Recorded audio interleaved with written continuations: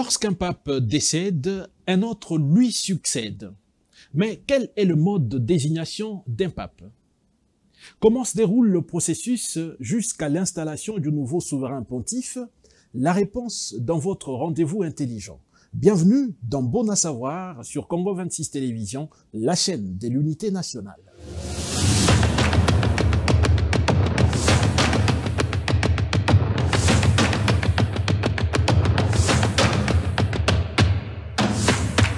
Dans les 15 jours qui suivent la mort ou le renoncement du pape, les collèges des cardinaux repliés à la maison Sainte-Marthe s'est réunis dans la chapelle Sixtine en conclave pour élire un nouveau pape.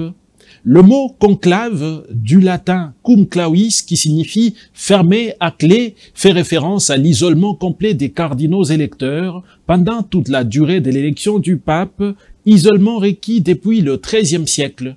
Ce mot désigne à la fois les opérations de vote et les lieux où elles se déroulent. Toutes les opérations de vote se font dans le plus grand secret. Le Camerlengue se charge de vérifier qu'aucun moyen d'espionnage n'ait été dissimulé dans la chapelle Sixtine. Les cardinaux électeurs sont tenus de vivre dans l'isolement le plus complet. Ils ne peuvent pas utiliser de téléphone, ils renoncent à toute correspondance écrite, ils ne peuvent pas lire les journaux, ni regarder la télévision, ni recourir à aucun autre moyen de communication ou d'information. À la date fixée pour le commencement du conclave, les cardinaux électeurs célèbrent d'abord dans la matinée une messe solennelle dans la basilique Saint-Pierre. Dans l'après-midi, ils se rendent en possession à la chapelle Sixtine au chant du Veni Creator. Dans la chapelle Sixtine, ils prêtent serment de respecter les règles fixées par Universi Dominici Gregis. Puis commence le scrutin. Au moment de déposer son bulletin dans l'urne, chaque cardinal votant prononce le serment suivant. « Je prends à témoin le Christ Seigneur qui me jugera, que je donne ma voix à celui que, selon Dieu, je juge d'avoir été élu. » Le Camerlengue brûle les bulletins après leur décompte. Les relevés des votes sont remis au Camerlengue qui les dépose avec le compte-rendu de l'élection rédigé par la congrégation particulière dans des archives auxquelles seul le nouveau pape pourra autoriser l'accès. Le candidat ayant requis le 2/3 des voix est élu pape. Mais il convient de noter que la constitution apostolique Universi Dominici Gregis donne aux cardinaux la faculté d'élire le pape à la majorité absolue, c'est-à-dire la moitié plus une voix. Les cardinaux peuvent aussi limiter le choix aux 2 noms ayant reçu le plus grand nombre de voix lors du scrutin antérieur.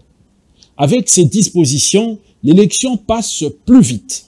Le doyen des cardinaux sollicite le consentement de l'élu et le nom qu'il souhaite porter. Si le doyen est lui-même élu, c'est le cardinal évêque ayant le plus d'ancienneté qui sollicite son consentement. Des gestes, des symboles et des événements marquent le début du nouveau pontificat.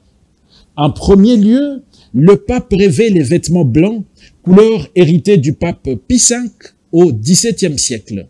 On informe les fidèles de l'élection en produisant une fumée blanche qui s'échappe de la cheminée de la chapelle Sixtine et en faisant sonner les cloches de la basilique Saint-Pierre. Puis le cardinal protodiacre, le premier des cardinaux dans l'ordre diaconal, annonce les noms de l'élu à la fenêtre de la basilique Saint-Pierre. Il prononce alors la célèbre phrase « Habemus papam » qui signifie « Nous avons un pape ».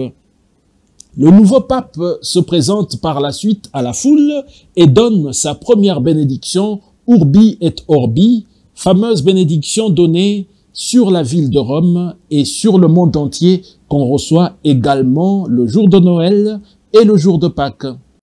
Il convient de signaler que seuls les cardinaux de moins de 80 ans prennent part au vote. Ceux de plus de 80 ans peuvent participer au débat, mais ils ne peuvent pas voter. Voilà ce qu'il faut savoir sur l'élection du pape. Merci d'avoir fait avec nous ce voyage du savoir. Oscar Bissimois, c'est moi. Je vous retrouve au prochain numéro avec un autre sujet. Au revoir et à plus tard.